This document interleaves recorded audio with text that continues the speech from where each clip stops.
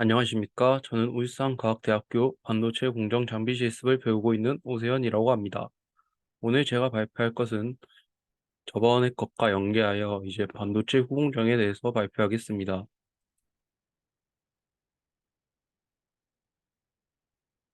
우선 반도체 제품을 만들기 위해서는 먼저 원하는 기능을 가능할 수 있도록 하는 칩을 설계해야 합니다. 그리고 설계된 칩을 웨이퍼 형태로 제작해야 합니다. 웨이퍼는 칩이 반복되어 있어서 공정이 다 진행된 웨이퍼를 보면 격자 모양을 확인할 수 있습니다. 이 격자 하나가 바로 한 개의 칩입니다. 칩의 크기가 크면 한 웨이퍼에서 만들어지는 칩의 개수가 적어질 것입니다. 그리고 반대로 칩의 크기가 작으면 개수가 많아집니다.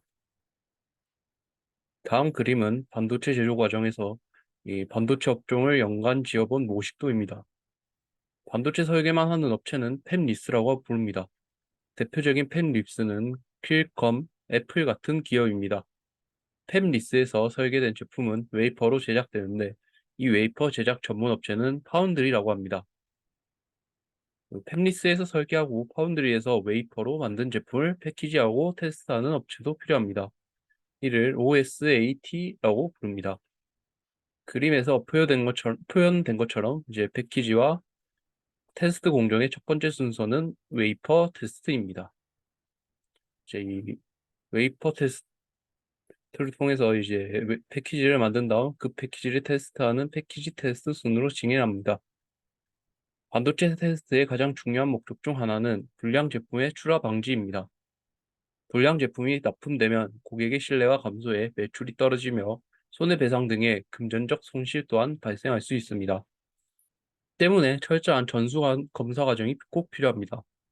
반도체 테스트는 제품의 다양한 특성에 맞춰 품질과 신뢰성을 확보할 수 있도록 다양한 항목을 테스트해야 합니다. 하지만 이에 따라 테스트 시간 및 장비 인력이 늘어나며 제조 비용까지 증가하기도 합니다. 따라서 테스트 엔지니어들의 테스트 시간과 항목을 줄이기 위한 노력도 많이 하게 됩니다. 다음은 테스트입니다. 테스트 항목에 대해서는 이 표와 같이 온도별 테스트, 속도별 테스트, 동작별 테스트 이렇게 세 가지 형태로 구별할 수 있습니다. 온도별 테스트는 테스트 대상에 인가되는 온도가 기준입니다. 반도체 제품이 실제 사용될 때에는 이제 다양한 온도의 환경에서 사용되기 때문에 다양한 온도에서의 동작 여부와 온도 마진을 검증하기 위함입니다.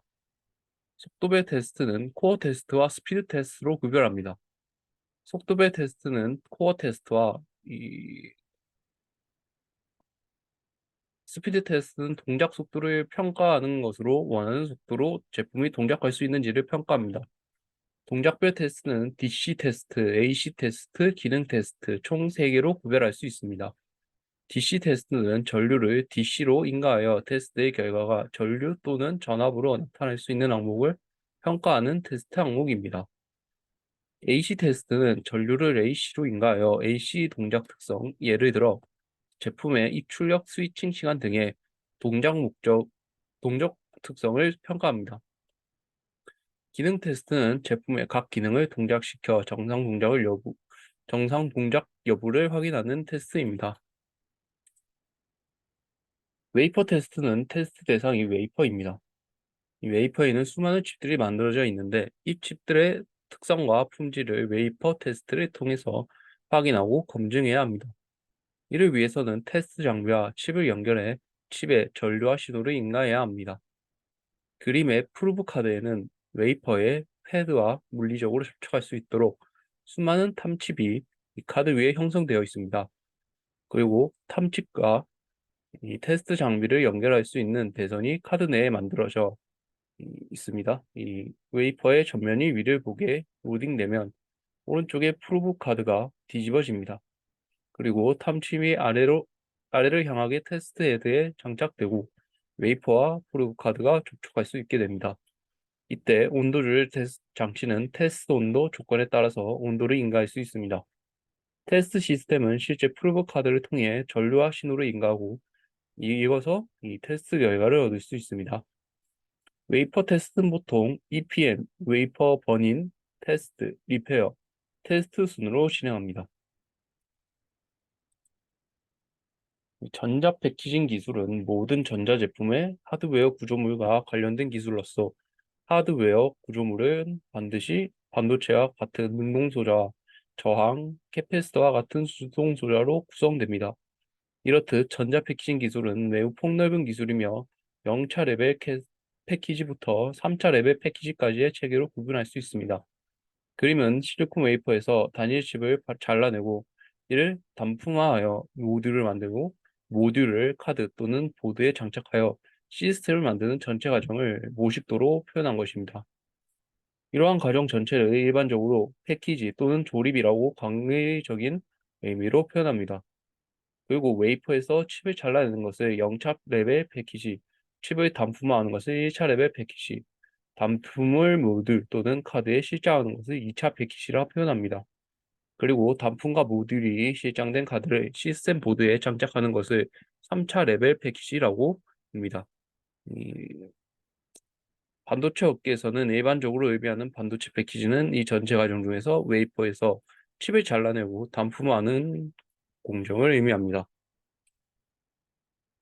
그림은 반도체 패키지의 역할을 모식도로 표현한 것입니다. 반도체 패키지는 기계적 보호, 전기적 연결, 기계적 연결, 열 방출 등의 네 가지 주요한 역할을 합니다. 반도체 패키지의 가장 큰 역할 또는 내용물을 보호하는 것입니다.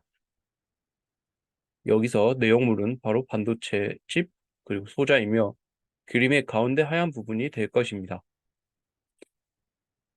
반도체 패키지는 반도체 칩 소자를 EMC와 같은 패키지 재료로 감싸 외부의 기계적 및 화학적 충격으로부터 보호하는 역할을 합니다.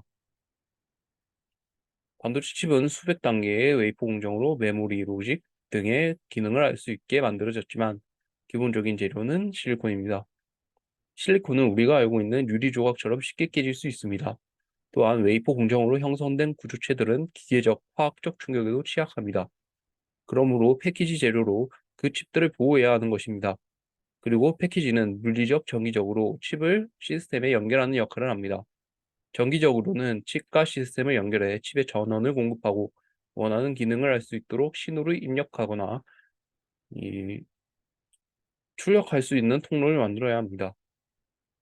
또한 기계적으로는 칩이 사용되는 동안 시스템에 잘 부착되어 있도록 잘 연결해야 합니다.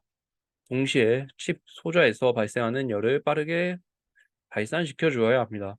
반도체 제품이 동작한다는 것은 전류가 흐른다는 것입니다. 전류가 흐르면 필연적으로 저항이 생기며 그에 따른 열이 생깁니다. 그림과 같이 이제 반도체 패키지는 칩을 완전히 둘러싸고 있습니다. 이때 반도체 패키지가 열을 발산하지 못하면 칩이 가열되고 내부 트랜지스터의 온도가 동작 가능 온도 이상으로 올라 결국 트랜지스터의 동작이 멈추는 상황이 발생할 수도 있습니다.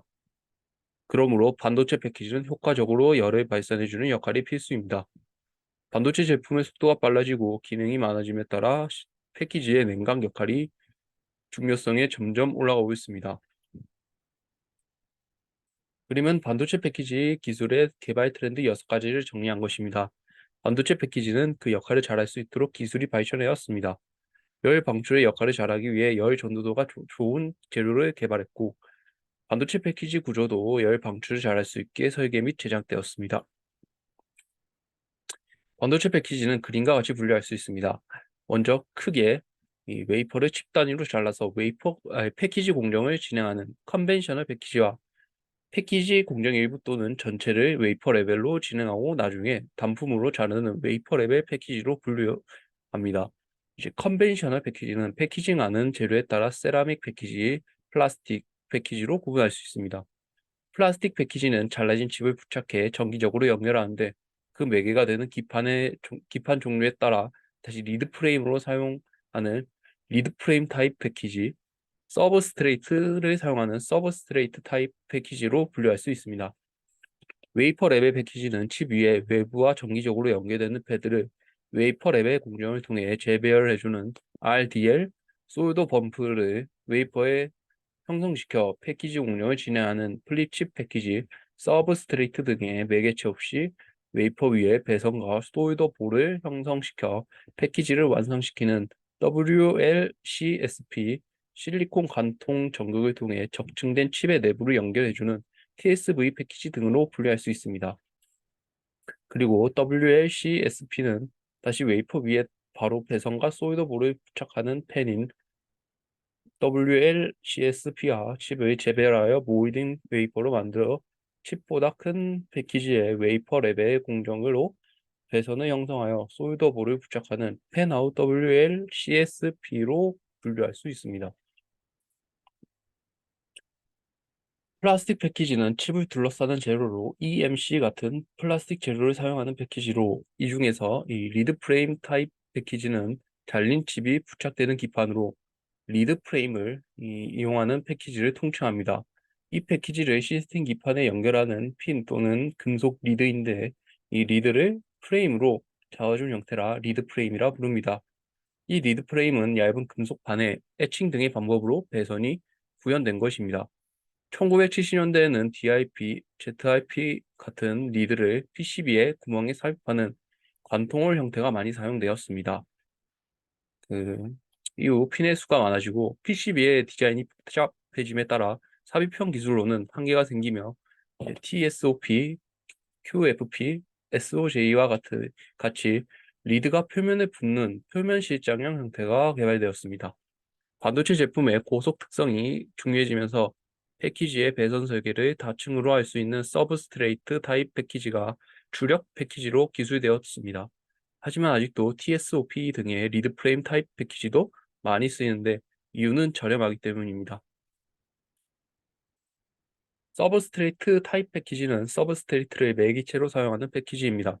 서브스트레이트가 제조 시에 여러 층의 필름을 이용하여 만들기도 하므로 라미네이트 타입 패키지라고 부르기도 합니다.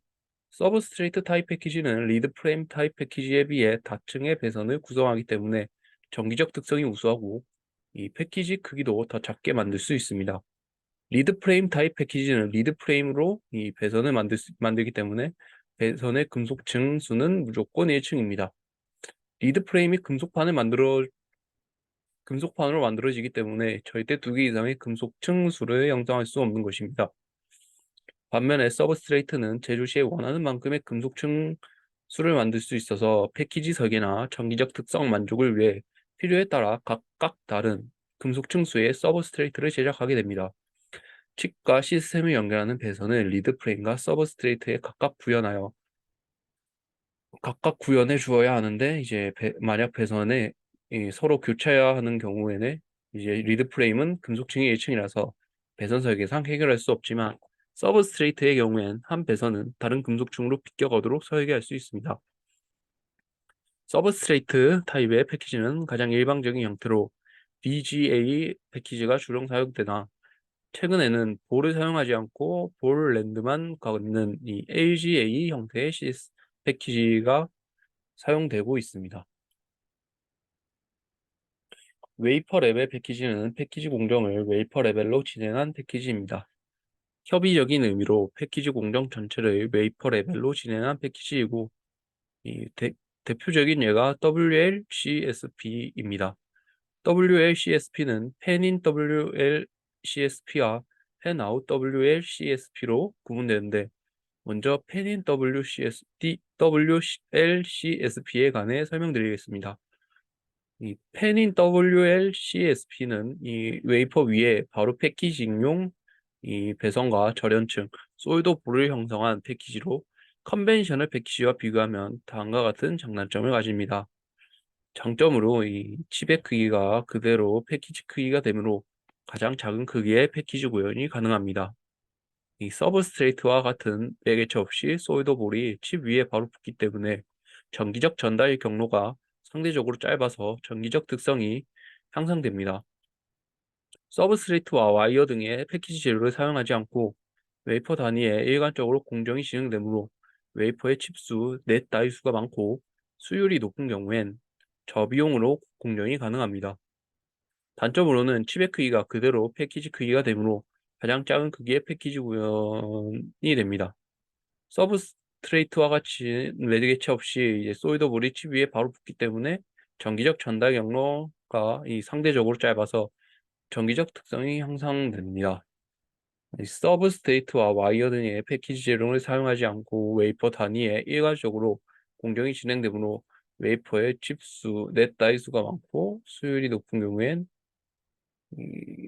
저비용으로 공정이 가능합니다.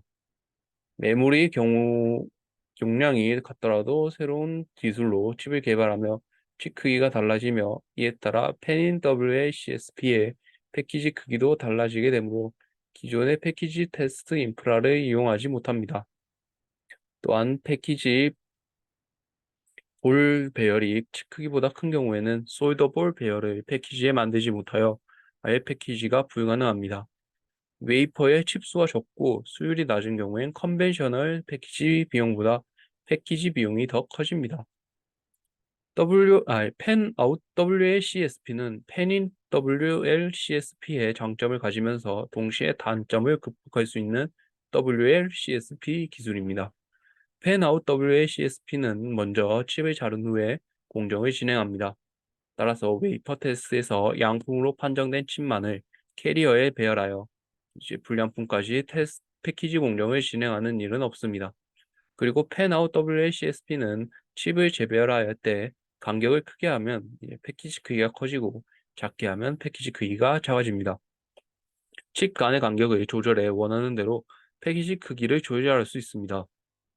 기존의 패키지 테스트 인프라를 활용할 수 있게 패키지 크기를 조절할 수 있고 이제 원하는 패키지 볼 배열을 구현하기도 쉽습니다. 이러한 펜아웃 WLCSP의 장점 때문에 최근에는 그 적용 범위가 커지고 있습니다. 재배선, 이 RDL 기술입니다. RDL 기술은 이제 웨이퍼상에 이미 형성되어 있는 본딩 패드를 금속층으로 더 형성시켜 원하는 위치에 다시 형성시키는 패드 재배열이 목적입니다. 이 보시는 그림과 같이 RDL 기술로 센터 패드 칩의 패드가 가장자리로 재배열된 칩의 사진과 단면 구조를 보여줍니다. RDL 기술은 웨이퍼 랩의 공정으로 패드만 재배열시켜 준 것이고 RDL이 완료된 웨이퍼는 컨벤셔널 패키지 공정을 진행하여 패키지를 완성시킵니다. 플리식 기술은 칩에 형성된 범프가 뒤집혀서 서브스트레이트 등에 부착되기 때문에 플리칩이란 이름이 붙었습니다. 플리칩은 패키징 분야에서 정통적으로 사용되고 있는 와이어 본딩과 같이 칩과 서브스트레이트 등의 기판을 정기적으로 연결하는 인터커넥션 기술입니다. 플립칩 기술이 인터커넥션 기술로서 기존의 와이어 본딩 기술을 대체하게 된 것은 정기적 특성이 우수하기 때문입니다. 플립칩 본딩 기술이 와이어 본딩 기술 대비 정기적 특성이 우수한 것은 이 두 가지 이유가 있기 때문입니다. 첫 번째는 정기 접속 연결을 할 수 있는 I/O 핀의 개수와 위치가 와이어 본딩 기술에 비해서 제약 사항이 없다는 것이고, 두 번째는 전기 신호 전달 경로가 와이어 본딩으로 연결된 것보다 짧다는 것입니다. 그림은 적층 패키지를 기술에 따라 세 개의 종류로 분류한 것입니다. 패키지를 적층하여 하나의 패키지를 만드는 패키지 적층 패키지, 칩들을 한 패키지 내에서 적층하여 와이어 본딩을 이용한 칩 적층 패키지, 그리고 칩 적층 패키지 내부의 전기적 연결을 기존 와이어의 접합 기술이 아닌 실리콘 관통 전극 TSV를 이용한 칩 적층 패키지로 각각 분류하였습니다. 실리콘 관통 전극은 약자로 이제 TSV라고 부릅니다. TSV는 실리콘을 뚫어서 전도성 재료로 채운 전극을 의미하며 이제 칩을 적층하기 위한 기술입니다. 칩을 적층할 때 기존에는 칩과 서브스트레이트를 와이어로 연결하던 것을 칩의 구멍을 뚫어서 전도성 재료인 금속 등으로 채워 수직으로 칩을 연결하는 기술입니다. TSV는 적층 시에는 칩 단위 공정을 하지만 적층 전에 TSV를 형성하고 적층 연결을 위해 칩 앞뒤에 솔더 범프를 형성하는 공정을 웨이퍼 레벨로 진행합니다. TSV를 이용한 패키지의 큰 장점은 성능과 패키지 크기입니다. 그림의 와이어를 이용한 칩 적층은 적층된 칩의 옆면에 거미줄처럼 와이어들이 연결된 것을 볼 수 있습니다. 적층되는 칩의 개수가 많고 연결되는 핀 수가 많을수록 와이어는 더욱 복잡해지고 와이어를 연결할 공간도 많이 필요합니다. 그러나 같은 그림에서 TSV를 이용한 칩 적층 사진을 보면 복잡한 와이어도 없고 와이어를 연결할 공간도 필요 없음을 알 수 있습니다. 즉, 그만큼 패키지 크기를 줄일 수 있습니다. HBM을 이용하여 로직 칩과 함께 만든 패키지가 SIP의 일종입니다. SIP는 이 시스템인 패키지인데요. 이 SIP는 시스템을 하나로 패키지로 구현한 것입니다. 그러나 시스템 구성 요소, 예를 들어 센서, AD 컨버터, 로직, 메모리, 배터리, 안테나 등이 다 갖추어져야 완벽한 시스템이 되는데, 현재 기술 수준으로는 모든 시스템 구성 요소를 한 패키지에 구현하지 못합니다. 하지만 패키지 연구자들은 이를 목표로 계속 기술을 개발하고 있습니다. 현재 SIP는 시스템 구성 요소 중 몇 개를 한 패키지로 구성하는 것을 SIP로 통칭합니다. HBM을 적용한 패키지의 경우에는 메모리인 HBM과 로직 칩을 하나의 패키지로 만들어 이제 SIP를 만드는 것입니다. SIP와 대비되는 개념이 바로 SOC입니다. 시스템 온 칩으로 시스템을 칩 레벨에서 구현하는 것이 SOC인데, 몇 개의 다른 기능을 한 칩에 구현하여 SOC라고 분류하고 있습니다. 현재 대부분의 프로세서들은 이 SRAM 메모리를 칩 안에 내장하고 있습니다. 이는 프로세서의 로직 기능과 이 SRAM의 메모리 기능이 한 칩에 구현되는 것으로 SOC로 분류합니다. SOC는 여러 기능을 하나의 칩에 담아야 하므로 개발 난이도가 높고 기간도 깁니다. 또한 이미 개발된 SOC의 한 소자의 기능만 업그레이드하고 싶다 하더라도 처음부터 다시 설계하고 개발해야 합니다. 반면에 SIP는 이미 개발된 칩들과 소자들을 모아 한 패키지로 만드는 것이라서 개발 기간도 짧고 개발 난이도도 낮습니다. 완전히 구조가 다른 소자라고 하더라도 칩 자체는 각자 따로 개조되는 것이라서 하나의 패키지로 만드는 것은 비교적 용이합니다. 그리고 기능의 한 부분만 업그레이드하고 싶다면 해당되는 소자만 새로 개발되는 것을 사용하면 됩니다. 하지만 어떤 제품이 아주 오랫동안 대량으로 사용할 수 있다면 SIP로 개발하는 것보다 SOC로 개발하는 것이 더 효율적일 수 있습니다. 왜냐하면 SIP는 여러 칩을 하나의 패키지로 만드는 것이므로 제조 시 사용되는 재료가 많고 패키지 크기도 커지기 때문입니다. SOC와 SIP를 대비해서 설명하였지만, 이 두 기술은 둘 중 하나를 선택해야 하는 기술은 아닙니다. 서로 시너지를 내며 상승 효과를 만들 수 있는 기술입니다. SOC가 개발되면 그 SOC 칩과 다른 기능의 칩들을 하나의 패키지로 만들어서 더 좋은 기능의 SIP로 구현할 수 있기 때문입니다. 그림은 SOC와 TSV로 적층된 SIP의 신호 전달 경로를 비교한 것입니다. SOC 칩은 한쪽 끝에서 반대쪽 모서리 끝으로 신호를 전달하는 경우 그 SOC를 9개로 분할한 후 TSV로 적층하면 훨씬 경로가 짧아지는 것입니다. 예, 칩넷은 한 개의 칩으로 만드는 것, TSV로 적층된 SIP는 다른 장점 또한 동반합니다.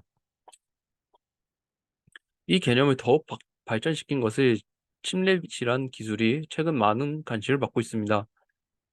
이 칩넷은 그림과 같이 기존의 로직 칩을 기능별로 쪼개고 각 칩들을 이제 TSV로 연결하는 기술입니다. 칩넷은 한 개의 칩으로 만드는 것보다 크게 세 가지 장점을 가집니다. 첫 번째는 수요 향상, 두 번째는 개발의 효율화, 세 번째는 기술 개발의 집중화입니다. 그림은 반도체 패키지 설계의 업무 내용을 표현했습니다. 반도체 패키지 설계는 대부분 먼저 칩에 대한 정보인 칩 패드 좌표, 칩 배열, 패키지 내부 연결 등 정보들을 이 칩 설계 부서로부터 받아야 합니다. 그리고 패키지 재료에 대한 정보를 기초로 패키지 양산성, 그리고 제조 공정 조건, 장비 특성이 고려된 디자인 규칙을 적용하여 반도체 패키지 구조와 서브스트레이트, 리드 프레임 등을 설계합니다. 이때 패키지 개발 과정에 따라 설계 업무 산출물들이 나오는데, 이 개발 초기의 패키지 가능성을 검토 후 칩 및 제품 설계자들에게 피드백을 해야 합니다. 가능성 검토가 완료되면 패키지 도면, 툴 도면, 리드 프레임 도면, 서브스트레이트 도면을 작성한 후 제작업체에 주문해서 웨이퍼 공정이 완료된 웨이퍼가 패키지 공정에 도착하기 전에 이제 툴과 리드 프레임 재료, 서브스트레이트들을 준비해야 합니다. 그리고 패키지 공정을 위해 이제 와이어 또는 솔더 범프 연결을 위한 도면을 작성하여 패키지 공정 및 제조 엔지니어들에게 미리 공유해야 합니다. 패키지 설계 단계를 전기적, 기계적, 공정 최적화를 위해 전기 해석, 구조 해석, 열 해석을 진행합니다. 또한 문제 예방을 위하여 소재, 공정, 장비를 고려한 설계 규칙을 만들고 주기적으로 점검하며 필요시 제정 및 개정합니다. 이 전산모사 해석은 이 상황에 특정 상황에서의 현상을 이해하고자 이미 도출된 일반식을 특정 조건에 적용하고 이를 전산의 힘을 빌려 해를 도출하는 것으로 다음 4단계로 진행됩니다. 첫 번째는 자연현상을 지배하는 인자와 인자 간의 관계를 수학적으로 표현하며 두 번째는 해석의 대상이 되는 현상을 전산모사가 가능하도록 모델링하고 세 번째로 모델의 지배 방정식을 적용하여 수학적으로 계산하고 마지막으로 그 결과를 현상에 적용하여 분석하는 것입니다.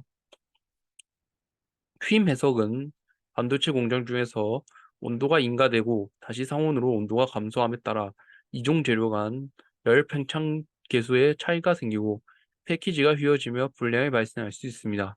그래서 제품 구조 및 재료의 탄성 계수, 열 팽창 계수, 공정 온도와 시간 등을 인자로 구조 해석을 진행하면 휨을 예측하고 불량이 발생하지 않게 개선할 수 있습니다.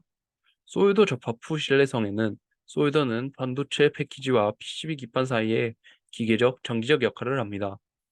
솔더 접합 후의 신뢰성은 매우 중요하며 패키지를 만들기 전에 구조 해석을 통해 솔더 접합 후의 신뢰성을 분석하여 패키지 구조나 재료를 개선, 솔더 접합 후의 신뢰성을 확보해야 합니다. 마지막으로 강도 해석입니다. 이것은 패키지는 외력으로부터 칩을 보호하는 기능을 하며 외력에 대한 강건성을 대표하는 것이 패키지 강도입니다. 전자기기는 동작 시 전력을 소모하여 열이 발생합니다. 이럴 때 발생하는 열로 반도체 제품을 포함한 부품의 온도도 상승하는데요. 이것은 전자장비의 기능, 신뢰성, 안전성에 문제를 일으킵니다. 그러므로 전자장비는 적절한 냉각 시스템을 통해 어떠한 환경에서도 부품의 온도를 특정 수준 이하로 유지할 수 있어야 합니다. 이 때문에 효과적인 열 발산이 반도체 패키지의 중요한 역할 중 하나입니다. 따라서 동작 시 칩에서 발생하는 열과 이 패키지 재료 및 구조의 열 발산 효과, 그리고 반도체 패키지가 시스템에 적용되었을 때 환경에 의한 온도 영향 등을 열 해석을 통해서 정확히 이해하고 패키지 설계 시에도 미리 반영해야 합니다. 반도체 패키지에서 열 해석을 시행하고 활용하기 위해선 먼저 패키지의 주요 온도 저점을 정해야 할 필요가 있습니다. 패키지 주요 온도 지점은 이 TA, 이 주변 온도, TJ, 정션 온도, TC, 케이스 온도, TB, 보드 온도 등인데 이 그림에서 패키지 모식도의 각 온도 지점을 표시하였습니다. 이제 보통 패키지의 온도 스펙을 얘기할 때의 온도는 TJ max 또는 TC max입니다. 이는 반도체 소자의 정상 동작을 보장하는 데 최대의 온도를 의미합니다. 패키지 전기 해석을 위한 전기 모델의 기본 요소는 저항 인덕턴스, 캐패시턴스입니다. 저항은 전류의 흐름을 방해하는 정도로 물체에 흐르는 단위 전류에 반비례합니다. 인덕턴스는 회로에 흐르는 전류의 변화에 의해 이 전자기 유도로 생기는 역기 전력의 비율입니다. 그리고 캐패시턴스는 전하를 저장할 수 있는 능력을 나타내는 물리량으로 이 단위 전압에서 축전기가 저장하는 전하입니다. 이제 백그라인딩 공정은 제작된 웨이퍼를 패키지 특성에 적합한 두께로 만들기 위해서 이 웨이퍼의 뒷면을 가공한 후 원형 툴에 붙이는 공정까지 포함합니다.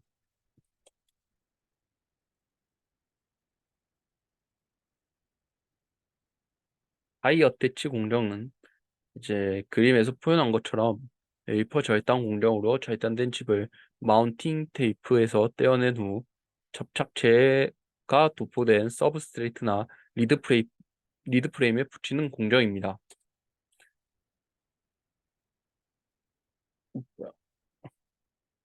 인터커넥션은 이제 패키지 내부에서 칩과 서브스트레이트, 칩과 칩 등을 정기적으로 연결하는 것으로 와이어를 이용한 한 와이어 본딩과 이제 이 플립칩 본딩이 있습니다.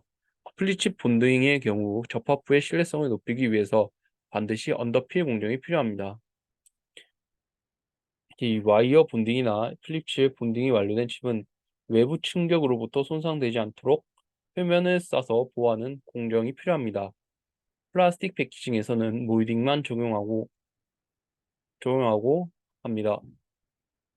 이제 마킹은 반도체 패키지 표면에 반도체 종류, 제조사 등의 제품 정보와 고객이 원하는 특정 표식 등의 무늬, 기호, 숫자나 문자 등을 새기는 공정입니다. 서브스트레이트 타입 패키지에서 솔더볼은 패키지와 외부 회로의 정기적 통로뿐만 아니라 기계적 연결 역할까지 합니다. 솔더볼 마운팅은 서브스트레이트 패드에 솔더볼을 접착해주는 공정입니다. 싱귤레이션은 이 서브스트레이트 타입 패키지의 가장 마지막 공정입니다. 싱귤레이션은 이 블레이드로 노출된 영역을 형성한 후 원하는 패턴이나 형상을 만드는 공정입니다. 포토 공정은 이제 이 빛에 반응하는 광각제를 웨이퍼에 도포한 후 원하는 패턴 모양을 갖는 마스크를 통해서 웨이퍼의 빛을 조사하여 빛에 노출된 영역을 형성한 후 원하는 패턴이나 형상을 만드는 공정입니다.